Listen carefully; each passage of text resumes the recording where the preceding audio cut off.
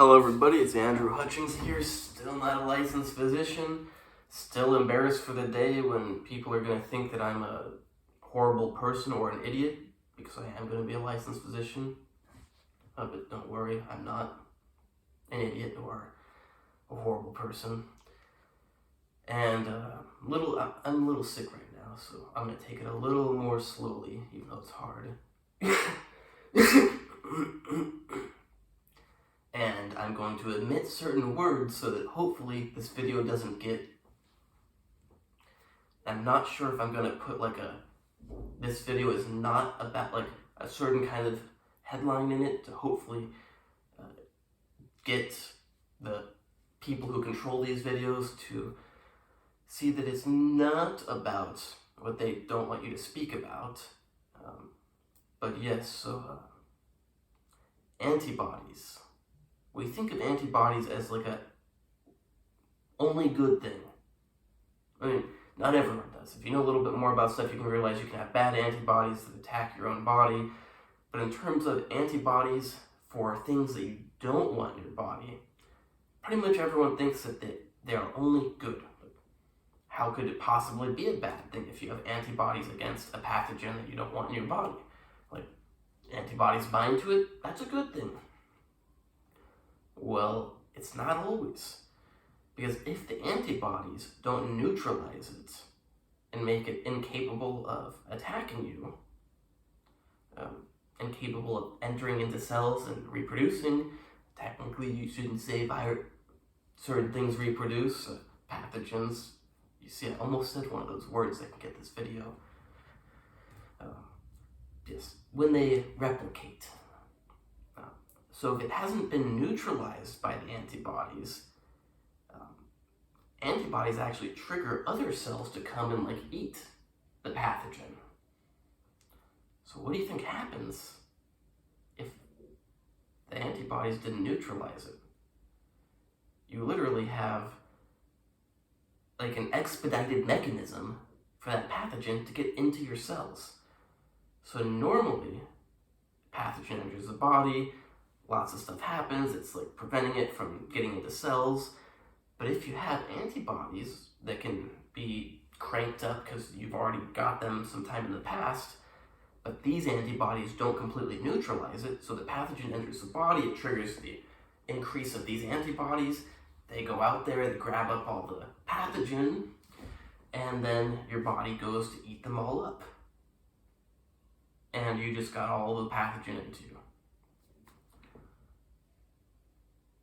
Because they weren't neutralized, cell goes around it, pathogen goes into that cell and turns it into a replication factory. That can be a big problem.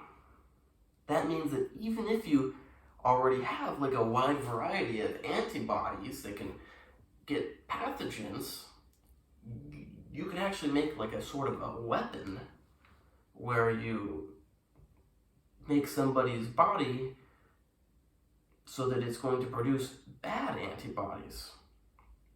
You would do that pretty much the same way you would prepare somebody's body to make good antibodies. The only difference is you made sure ahead of time that it just happens to make bad antibodies. Now, I am no expert on techniques to do this, but if you don't even need to know techniques, you could just experiment with different antigens and see which of those antigens cause bad antibodies instead of good antibodies. And then you choose those antigens to put into the human body instead of the good antigens. Antigens are things that provoke antibodies, that antibodies bind to. So you could train the body with these bad antigens so that it produces non-neutralizing antibodies, so that when it encounters the real pathogen, you crank up your antibodies and go grab all the pathogen and shuttle it right into your cells and get them reproducing right away. This means that even if you had natural, I don't even want to say this certain word that starts with an I, then it goes M, ends with T, E, because I do not want my video removed. got another strike on my account.